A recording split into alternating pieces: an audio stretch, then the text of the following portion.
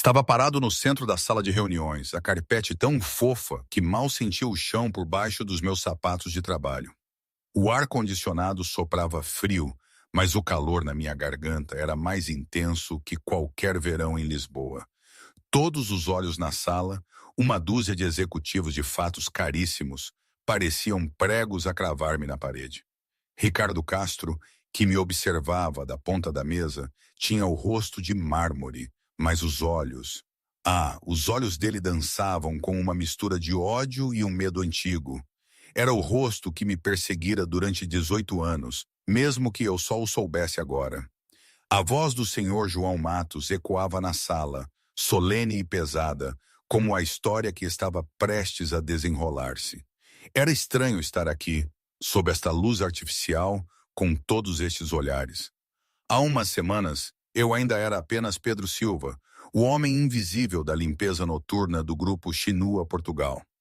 Mas como é que se chega de vassoura na mão a testemunha-chave de uma sala de conselho que decide o destino de um império? Acho que tudo começou de verdade quando o senhor Matos, o presidente e fundador da empresa, decidiu fazer a sua visita anual. Ou semi-anual? Enfim, o que importa é que a sede de Lisboa ficou toda em alvoroço. Parecia que vinha o Papa em pessoa. Era um dia, ou melhor, uma noite como tantas outras, na sede do grupo Chinua Portugal, perto do Parque das Nações. O prédio, todo vidro e metal, brilhava mesmo às 9 da noite. Mas por dentro, onde eu trabalhava, era um mundo de corredores longos, silêncio e o cheiro a desinfetante. O meu turno da noite era a minha vida. Varria chãos, esvaziava caixotes, polia superfícies que aqueles senhores dos andares de cima só notavam quando estavam sujas. A regra era simples: faz o trabalho, fica calado, desaparece. E eu seguia à risca. Invisibilidade não era só o meu emprego, era a minha sobrevivência, especialmente com o meu miúdo. O Miguel, com 8 anos, dependia de mim para tudo. Naquela noite o ar estava carregado, tipo antes de uma tempestade. Tinha se espalhado a notícia de que o senhor João Matos, o patriarca de 78 anos que construíra este império a partir do nada lá em Vila Nova de Gaia há décadas, estava-se a caminho. Diziam que vinha para avaliar o filho, João Filho Matos, o atual CEO. Mas sussurravam-se outras coisas, mais sombrias, sobre traidores e sobre quem mandava de verdade. A verdade é que ninguém relaxava. E eu? Eu queria ficar o mais longe possível de tudo isso. O meu plano, claro, desmoronou-se. Às 9h47, o elevador de serviço enguiçou, deixando a equipa de manutenção presa. O meu supervisor, um tipo que mal me olhava na cara, avisou-me pelo rádio: Pedro, sobe ao andar executivo, faz a limpeza antes da chegada deles. Andar executivo? Aquilo era território proibido para mim, mas não havia mais ninguém. Respirei fundo e lá fui eu, pelas escadas, arrastando o meu balde e esfregona, a repetir a mim mesmo: é só entrar e sair, ninguém importante vai aparecer. O andar executivo, ai, aquele andar. Os mármores brilhavam tanto que quase via o meu reflexo deformado. Janelas do chão ao teto mostravam Lisboa estendida lá embaixo, uma miríade de luzes que faziam a renda do meu T2 parecer uma esmola. Quadros nas paredes, arte moderna que valia provavelmente mais do que o meu prédio inteiro. Mantive a cabeça baixa, movendo-me rápido, de canto em canto, invisível como sempre. Estava quase a acabar quando virei para um corredor e dei de caras com ele. O senhor João Matos. Ele estava ali, sozinho, meio que se tinha desviado da segurança. Era mais pequeno do que eu imaginava, mas a sua presença preenchia o corredor como uma força física. Cabelo branco, olhos afiados, uma postura que falava de décadas a comandar salas cheias de homens poderosos. Por trás dele ouvia-se o barulho rápido de passos. Eram os seguranças, a aperceberem-se que a sua carga tinha escapado.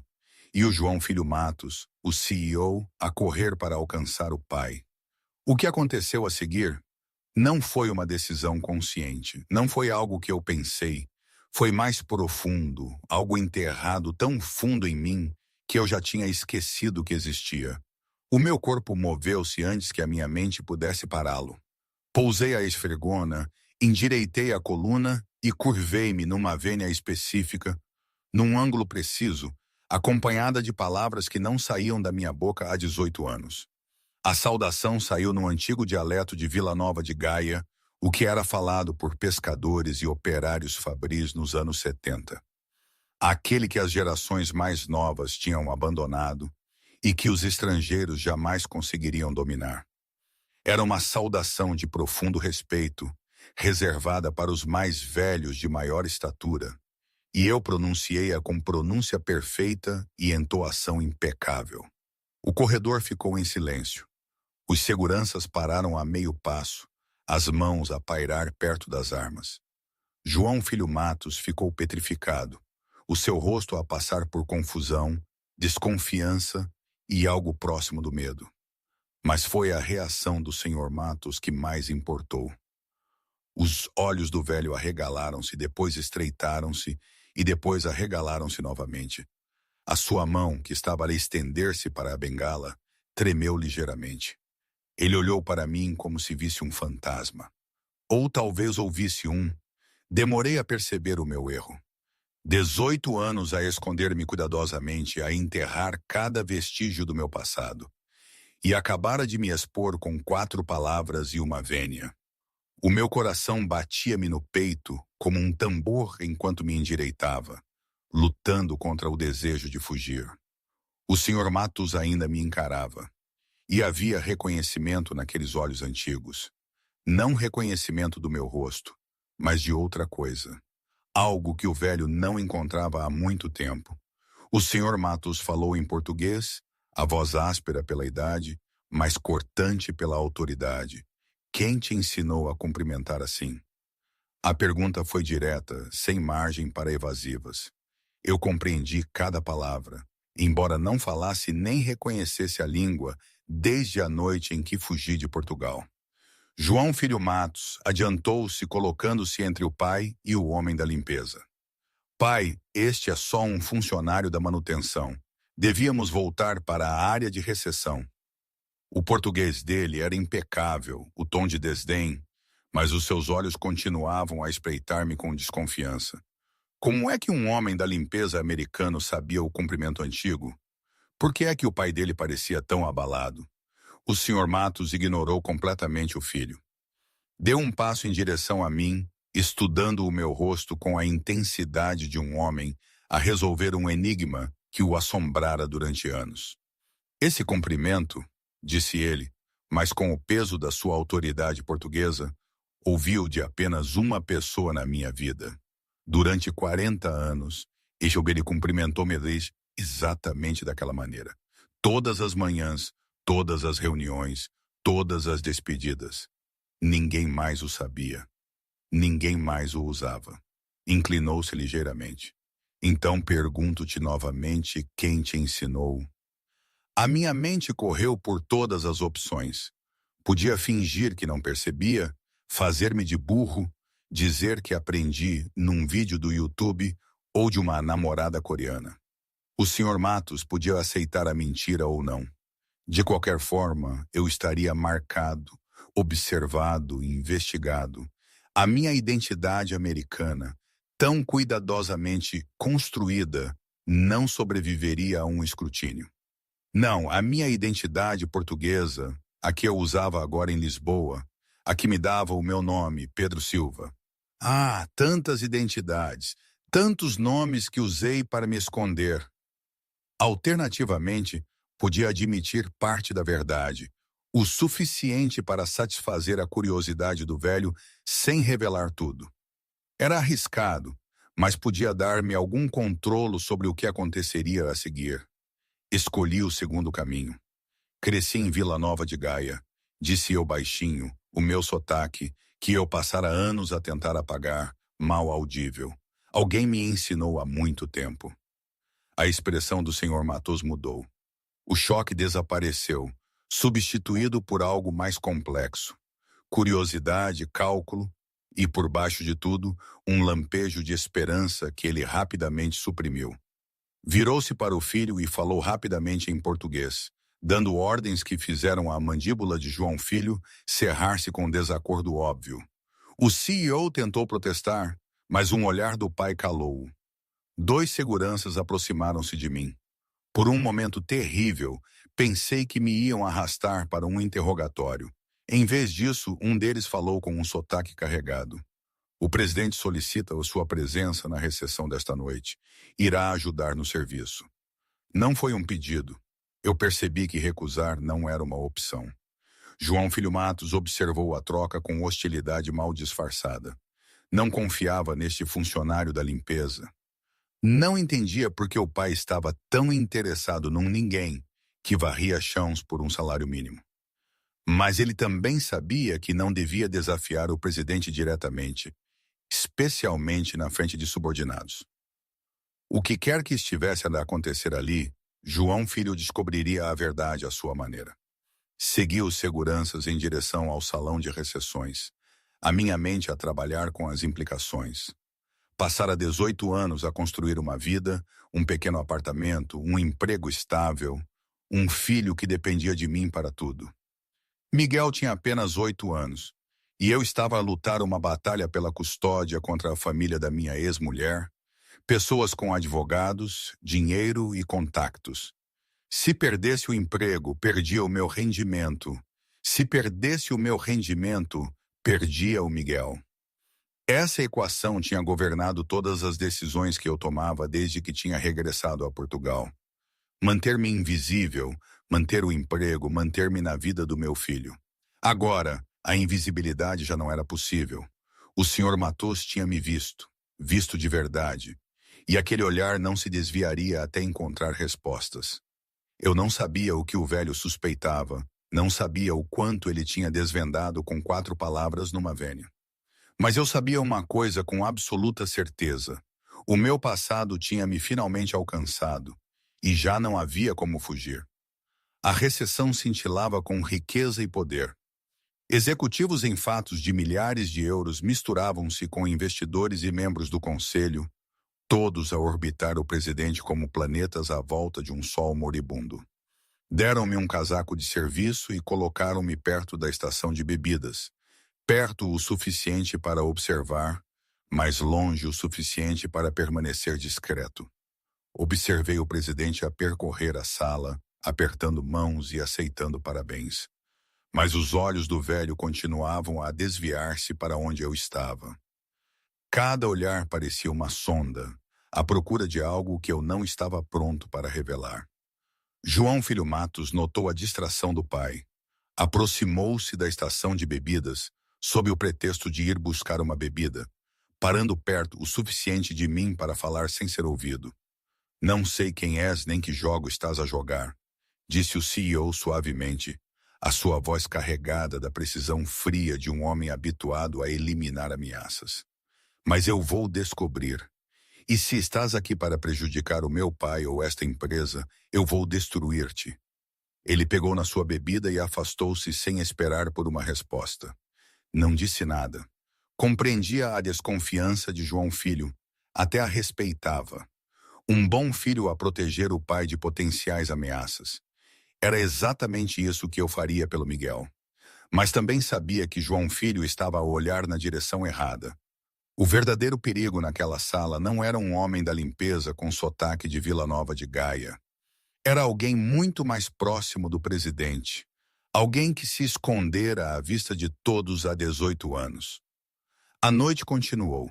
Servi bebidas, recolhi pratos e mantive a minha invisibilidade o melhor que pude.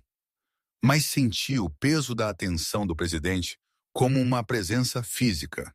E sabia que o dia seguinte traria perguntas para as quais não estava preparado para responder.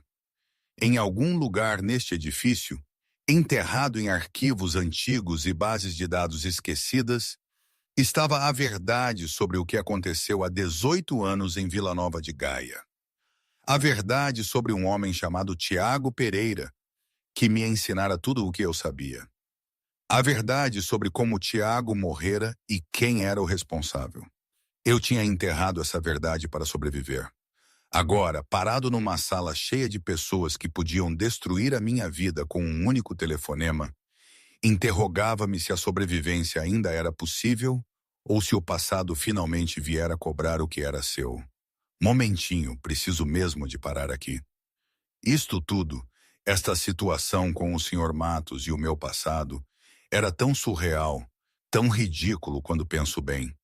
Eu era o Pedro Silva, homem da limpeza, pai solteiro a tentar manter-se à tona. E de repente estou a servir bebidas a CEOs, a ser ameaçado por um tipo que devia ser o meu chefe e a sentir o peso de um segredo de 18 anos. Eu sei, a história de um homem humilde que tem um segredo heróico é um clichê, certo? Mas quando és tu a vivê-lo, não é nada romântico, é exaustivo, é assustador. Uma parte de mim só queria gritar: deixem-me em paz, deixem-me ir para casa pôr o meu filho a dormir. Mas era como se o mundo de repente tivesse decidido que eu já tinha fugido o suficiente, que as cortinas se abriram e eu estava no palco principal. Quisesse ou não. Qual a probabilidade, não é? De tudo isto acontecer. Enfim, que seja. Às vezes, quando não conseguia dormir à noite, pensava no meu pai de criação, o Tiago. No modo como ele sempre dizia: confia em ninguém que soe demasiado bem. Ele queria dizer os vendedores no mercado, a prometer peixe fresco que não era assim tão fresco, mas agora eu entendia de outra forma. O grupo Shinua, as promessas, o luxo todo, parecia demasiado perfeito. E o perfeito não existe. Isso tinha sido a minha primeira lição em Gaia, e a mais difícil de todas. O Pedro, de 18 anos, teria encolhido os ombros e fugido. Mas o Pedro, de 36, com um filho, sabia que não tinha esse luxo. 3 dias depois da recessão, Pedro foi novamente convocado ao andar executivo. Desta vez, não houve pretexto de deveres de limpeza. Um oficial de segurança acompanhou-o até uma sala de conferências privada onde o presidente esperava sozinho. O velho estava sentado à cabeceira de uma longa mesa, uma pasta de papel pardo aberta à sua frente. Fotografias espalhadas pela superfície polida. Eu reconheci a sala da minha breve passagem durante a recessão. Era ali que as decisões importantes eram tomadas, longe dos olhos dos funcionários comuns. O senhor João Matos fez um gesto para que eu me sentasse, depois deslizou uma das fotografias pela mesa. Mostrava 2 figuras num cais, o oceano estendendo-se atrás deles. Um era um homem de meia-idade, com olhos gentis e um rosto marcado. O outro era um rapaz de uns 12 anos, traços de mestiçagem evidentes mesmo na imagem desbotada. Não precisei de olhar de perto para saber quem eram. Eu tinha levado uma cópia dessa fotografia na minha carteira durante anos antes de finalmente a queimar num momento de desesperada autopreservação. A voz do presidente era suave, mas carregava o peso de décadas. O Tiago Pereira tirou esta fotografia. Porto de Vila Nova de Gaia, 1997.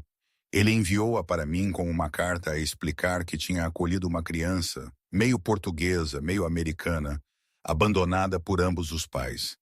Perguntou se eu apoiaria a educação do rapaz. O velho tocou na fotografia com um dedo rugoso. Eu disse que sim. Nunca conheci a criança, mas paguei a sua escola desde aquele ano até a morte do Tiago, 6 anos no total. Depois os pagamentos pararam, e eu presumi que o rapaz tinha regressado à América. Ou, neste caso, voltado para onde veio. Ele olhou para mim com olhos que tinham visto demasiado para serem enganados. Tu és esse rapaz. Pensei em mentir. A negação estava ali na ponta da minha língua, pronta a ser dita. Mas algo no olhar do presidente deteve-me. Não era acusação, mas algo mais próximo de pesar. Este velho tinha perdido o seu amigo mais próximo há 18 anos e ainda procurava respostas. Eu compreendia esse tipo de perda melhor do que a maioria. Assenti lentamente. O Tiago Pereira criou-me. Não era o meu pai biológico, mas foi o meu pai em todos os sentidos que importavam. Ensinou-me português, Ensinou-me os velhos costumes de Gaia. Ensinou-me a pensar, a observar e a sobreviver. A minha voz apertou-se apesar dos meus esforços para a controlar. Quando ele morreu, eu tinha 18 anos. Não tinha nada nem ninguém. Alguém ameaçou matar-me se eu ficasse em Portugal. Por isso fugi. Tenho fugido desde então. O presidente inclinou-se. Quem te ameaçou? Quem matou o Tiago? Eu abanei a cabeça. Nunca vi o rosto claramente. Estava escuro e eu estava escondido. Ouvi uma voz a dar ordens. Vi uma figura a sair do prédio depois de o Tiago cair. Mas não consegui identificar quem era, apenas que era alguém poderoso, alguém dentro da empresa. O Tiago estava a investigar irregularidades financeiras antes de morrer. Ele disse-me que estava perto de encontrar provas de peculato e roubo de tecnologia. Uma semana depois, ele estava morto, e chamaram-lhe um acidente. A amargura na minha voz tinha 18 anos, mas não desaparecera. Eu era jovem, estava assustado e sozinho. Então, fiz o que o Tiago sempre me ensinara a fazer quando confrontado com probabilidades impossíveis. Sobrevivi. Fora da sala de conferências, num corredor que devia estar vazio, João Filho Matos ficou petrificado contra a parede. Viera verificar o pai, preocupado com a reunião privada com o funcionário da limpeza suspeito. Em vez disso, ouvira um nome que desbloqueara memórias que ele enterrara desde a infância. Tiago Pereira. Tio Tiago, ele chamava-o. O homem que o ensinara a andar de bicicleta no parque de estacionamento da empresa, que lhe trazia doces de Vila Nova de Gaia e lhe contava histórias sobre o mar. João Filho lembrava-se de chorar no funeral, sem entender por que o melhor amigo do pai tinha caído de um prédio no meio da noite. Agora, entendia ainda menos. Tiago estava a investigar a empresa. Tiago tinha sido assassinado, e quem o matara ainda estava ali, ainda escondido, ainda perigoso. A mente de João Filho correu por todas as possibilidades, aterrando num nome que lhe revirou o estômago. Ricardo Castro, o homem que substituíra Tiago Pereira como diretor de operações após o acidente, o homem que fora o conselheiro mais confiável do pai durante quase 2 décadas, o homem que naquele exato momento estava a orquestrar algo que João Filho apenas começara a suspeitar. O ataque veio 3 dias depois, rápido e devastador. Denúncias anônimas chegaram à polícia e às autoridades de imigração simultaneamente, alegando que Pedro Silva era um espião industrial que se infiltrara no grupo Shinua Portugal para roubar tecnologia proprietária. Provas fabricadas apareceram nos registros de segurança da empresa, mostrando Pedro aceder a sistemas restritos na noite do incidente da Penthouse. O meu processo de funcionário foi sinalizado para revisão de imigração. O meu visto de trabalho subitamente em questão, apesar de anos de estatuto limpo. Fui detido no meu apartamento, algemado na frente do Miguel, que gritou e chorou enquanto estranhos levavam o pai. O rosto do meu filho, aterrorizado, confuso, traído, gravou-se na minha memória enquanto me empurravam para a parte de trás de um carro da polícia. Este era o pesadelo que eu passara 18 anos a tentar evitar, e estava a acontecer na mesma. As acusações eram graves o suficiente para justificar a detenção, mas tão frágeis que o meu defensor público garantiu a minha libertação sob fiança em 48 horas. O dano, no entanto, já estava feito. Regressei a um apartamento que parecia uma cena de crime. Os meus pertences revirados e espalhados, o meu sentido de segurança estilhaçado. Uma carta esperava por mim na mesa da cozinha. Notificação oficial de que a minha audiência de custódia tinha sido antecipada em 2 semanas e que novas provas tinham sido apresentadas relativamente à minha aptidão como pai. Sentei-me no meu apartamento vazio naquela noite, a olhar para a carta, a sentir as paredes a fecharem-se à minha volta. 18 anos a fugir, a esconder-me, a construir uma vida do nada. Tudo a desmoronar-se porque não conseguia manter a boca fechada na frente de um velho que me lembrava tudo o que eu tinha perdido. Não tinha dinheiro para advogados, nem contactos com pessoas poderosas, nem maneira de combater as forças alinhadas contra mim. O Miguel estava a ficar com uma assistente social, um arranjo temporário que parecia permanente da pior maneira possível. Antes de nos separarmos, o miúdo fizera uma pergunta que eu não consegui responder. Pai, vamos ter de nos mudar outra vez? A inocência naquela pergunta, a suposição de que fugir era sempre uma opção, quebrou algo dentro de mim que eu não sabia que ainda estava intacto. Olhei para a fotografia que mantivera escondida na minha carteira todos estes anos. Não a do Porto de Vila Nova de Gaia, mas uma imagem diferente. Tiago Pereira, mais jovem do que me lembrava, de pé em frente a um pôr do sol, a sorrir para a câmara, vivo e inteiro e inconsciente do que estava para vir. Lembrei-me da última coisa que o Tiago me dissera antes de tudo desmoronar. Um homem de verdade não foge da escuridão, Pedro. Ele acende uma lâmpada. Na altura, eu era demasiado jovem e assustado para entender. Agora, sentado nas ruínas da minha vida cuidadosamente construída, as palavras finalmente faziam sentido. Fugir não me salvara. Esconder-me não me protegera. O passado tinha me encontrado na mesma e continuaria a encontrar-me até que eu parasse de fugir e começasse a lutar.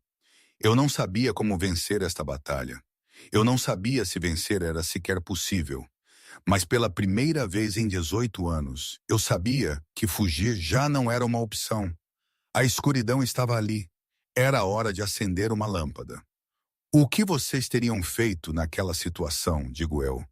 O instinto diz para agarrar o miúdo e desaparecer, mas a alma, essa, clamava por outra coisa.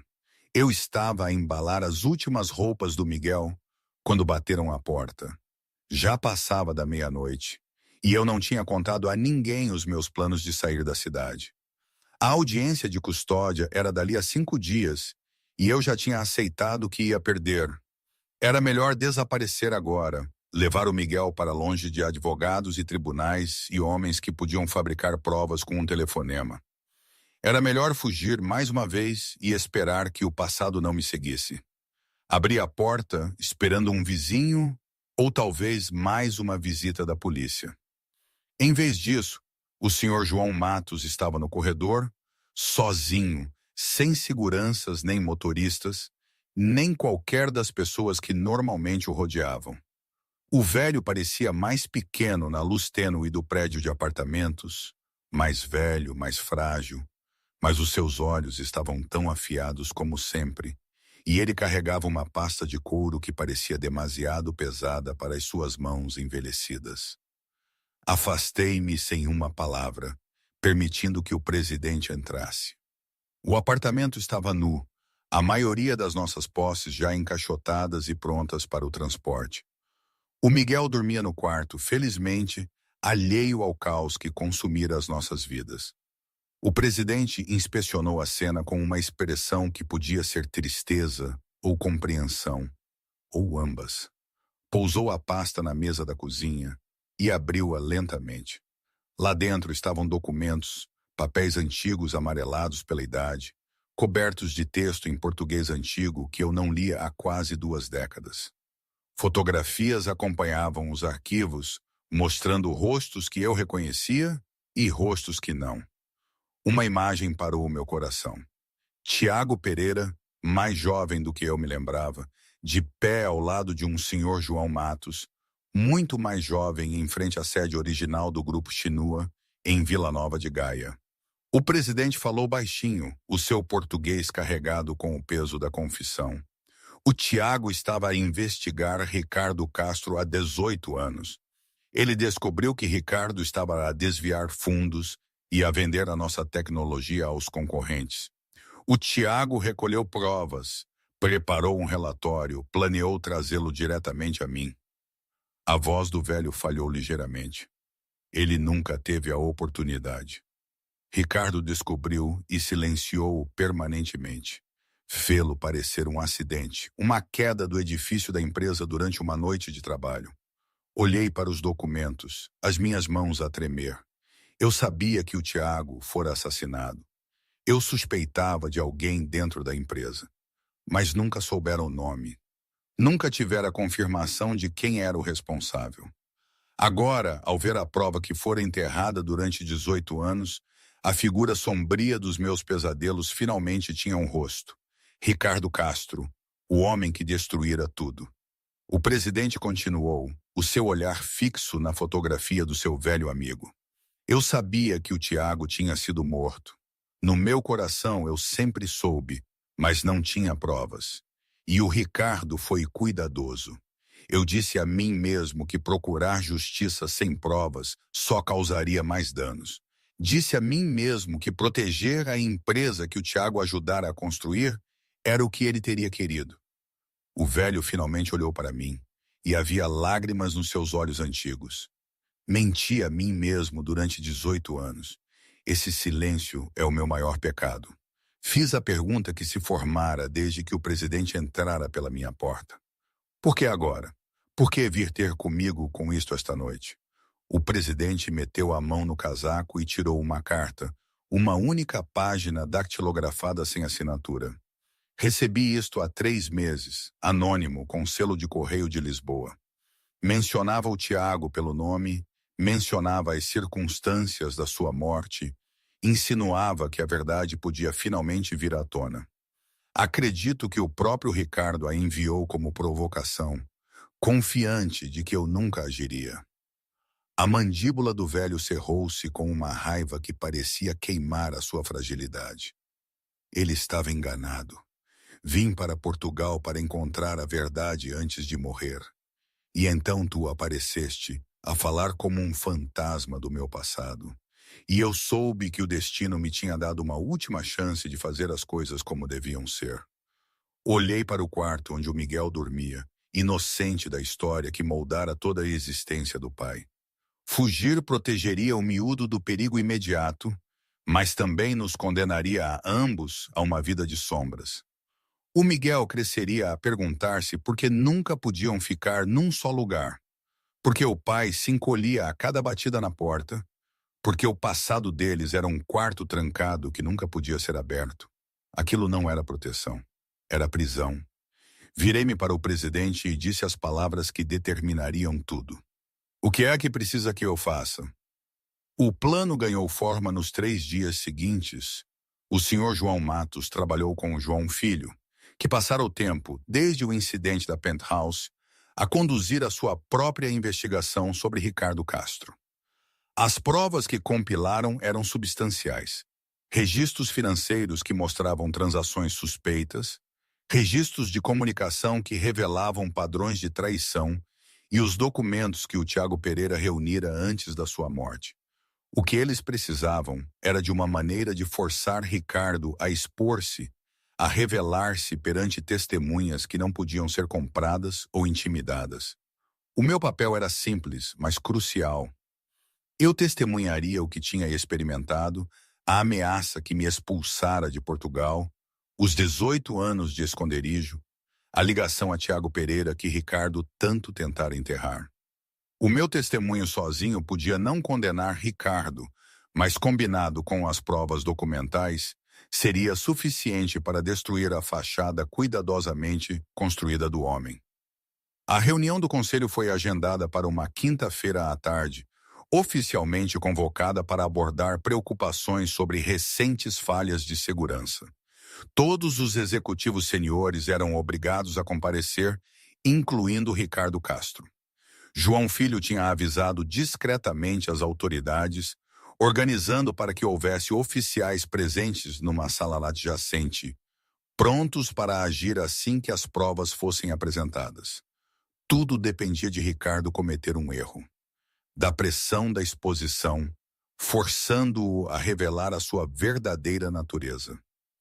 Entrei na sala do conselho por uma porta lateral, acompanhado por pessoal de segurança que tinha sido informado do meu papel. Os executivos viraram-se para olhar, a confusão evidente nos seus rostos. O que é que um funcionário da limpeza estava a fazer numa reunião de tal importância? Ricardo Castro estava sentado perto da cabeceira da mesa, a sua expressão a mudar de surpresa para cálculo, para algo mais sombrio ao reconhecer o homem que tentara destruir. O senhor João Matos levantou-se e dirigiu-se à sala com a autoridade de um homem que construíra impérios. Há 18 anos, o meu amigo mais próximo e colega mais confiável foi assassinado na nossa sede em Vila Nova de Gaia. A sua morte foi considerada um acidente e eu aceitei essa decisão porque fui um cobarde. Hoje eu corrijo esse erro. Fez um gesto para mim. Este homem foi criado por Tiago Pereira. Foi ameaçado para permanecer em silêncio depois de testemunhar as consequências da morte de Tiago. Hoje ele fala. Dei um passo em frente e comecei a falar. Descrevi a minha vida com Tiago Pereira, a investigação que Tiago estava a conduzir. A noite em que tudo mudou. Expliquei como estava escondido no edifício quando Tiago caiu. Como tinha visto uma figura a emergir da cena. Como uma voz na escuridão prometera matar-me se eu alguma vez falasse do que acontecera. A minha voz estava firme.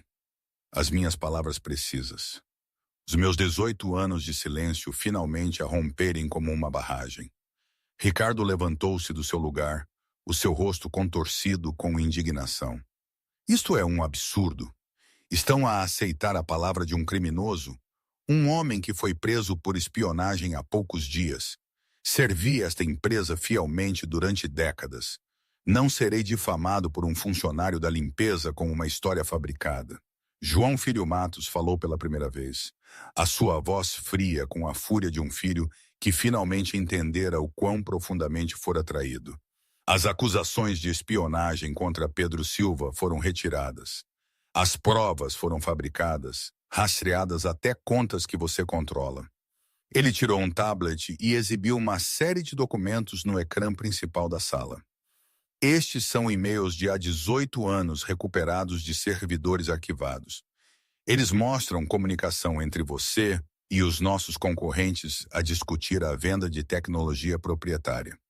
Os horários coincidem exatamente com o período em que Tiago Pereira estava a conduzir a sua investigação e com a noite da sua morte. A cor esvaiu-se do rosto de Ricardo. Ele olhou à volta da sala em busca de aliados, de alguém que o pudesse apoiar, mas encontrou apenas olhares hostis. Os outros executivos já se estavam a distanciar, sentindo para que lado soprava o vento. Ricardo passara 2 décadas a construir a sua rede de influência, mas as redes colapsam rapidamente quando o centro não consegue aguentar. O senhor João Matos desferiu o golpe final. Estive em silêncio por demasiado tempo, Ricardo. Protegi-te com a minha inação, permiti que prosperasses, enquanto Tiago apodrecia numa sepultura. Isso acaba hoje. Ele acenou para a porta lateral, que se abriu para revelar 2 agentes da polícia à espera no corredor. Hoje escolho a justiça. Ricardo tentou correr. Deu 3 passos antes que o pessoal de segurança lhe bloqueasse o caminho, forçando-o a voltar para o centro da sala. O executivo composto desapareceu, substituído por um homem desesperado cujo mundo cuidadosamente construído se desmoronava à sua volta. Ele caiu de joelhos, olhando para mim com olhos selvagens. Eu posso pagar o que quiseres. Dinheiro, posição, qualquer coisa. Apenas diz-lhes que te enganaste, diz-lhes que não viste nada naquela noite. Olhei para o homem que destruíra a minha infância, que assassinara o meu pai, que passara 18 anos a desfrutar dos frutos dos seus crimes. Enquanto eu mal sobrevivia como funcionário da limpeza e lutava para manter o meu filho. A raiva estava lá, a arder no meu peito, a exigir satisfação. Ninguém naquela sala me impediria se eu escolhesse agir. Ricardo merecia dor, merecia sofrimento, merecia tudo o que eu tinha suportado e mais. Mas pela janela atrás de Ricardo, eu podia ver o hall de entrada lá embaixo. O Miguel estava lá, sentado num banco, à espera que o pai emergisse do edifício que definira suas vidas, de maneiras que o miúdo nunca compreenderia totalmente. 8 anos, inocente a confiar. O que quer que eu fizesse no próximo momento, moldaria o homem que o meu filho se tornaria. Recuei de Ricardo e disse as palavras que Tiago Pereira me ensinara há muito tempo. O homem mais forte não é aquele que destrói o seu inimigo. É aquele que sabe quando deixar ir. Virei-me do rosto implorante de Ricardo e caminhei em direção à porta. Ele é vosso agora. Façam com ele o que a lei exigir. Um mês depois, eu estava à porta da escola do Miguel, à espera do toque de saída. As acusações contra mim tinham sido totalmente retiradas. O meu registro limpo, a minha custódia do Miguel confirmada por um juiz que analisara as novas provas e considerara as alegações anteriores infundadas. Ricardo Castro estava a aguardar julgamento, os seus bens congelados, a sua reputação destruída. A empresa que ele tentara roubar seguia em frente sem ele. O senhor João Matos tinha me oferecido uma posição, diretor de operações e segurança, o mesmo cargo que Tiago Pereira ocupara antes da sua morte. Eu tinha recusado a posição a tempo inteiro, mas aceitei um acordo de consultoria a tempo parcial. Eu queria estar presente para o Miguel, para compensar os anos de medo e instabilidade, para finalmente dar ao meu filho a infância que a mim me fora negada. O presidente compreendera. Antes de eu sair do seu escritório naquele dia, o velho dissera palavras que me ficariam para sempre. Não foi o dialeto de Vila Nova de Gaia que fez todos pararem aquela noite, Pedro. Foi o passado que tu sobreviveste. O Tiago não se conseguiu salvar, mas salvou-te a ti. E agora tu salvaste-te a ti mesmo. A campainha tocou e as crianças saíram a correr do edifício.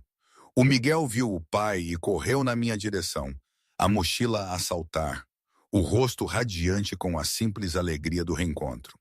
Abracei-o num abraço que durou mais do que o habitual, sentindo a realidade sólida da presença do meu filho, o peso de tudo o que tínhamos sobrevivido juntos.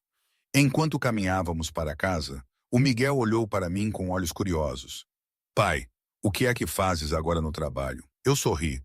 Um sorriso de verdade, desguardado, livre das sombras que me assombraram durante tanto tempo. Ajudo as pessoas a manter o que é importante. Continuamos pela rua, pai e filho, a caminhar por uma cidade que já não parecia território inimigo. A minha coluna estava direita, os meus olhos calmos, o meu passo sem pressa. Pela primeira vez em 18 anos, eu não estava a fugir, nem a esconder-me, nem a fingir ser quem não era. Pela primeira vez em 18 anos, Pedro Silva já não era invisível. E hoje, não sei bem. Há dias em que penso que foi o melhor que me podia ter acontecido. Outros dias, acho que talvez tenha feito um erro em não ter desaparecido. Provavelmente ambas as coisas. A vida é assim, não é? Nada é totalmente certo. Nada é perfeito.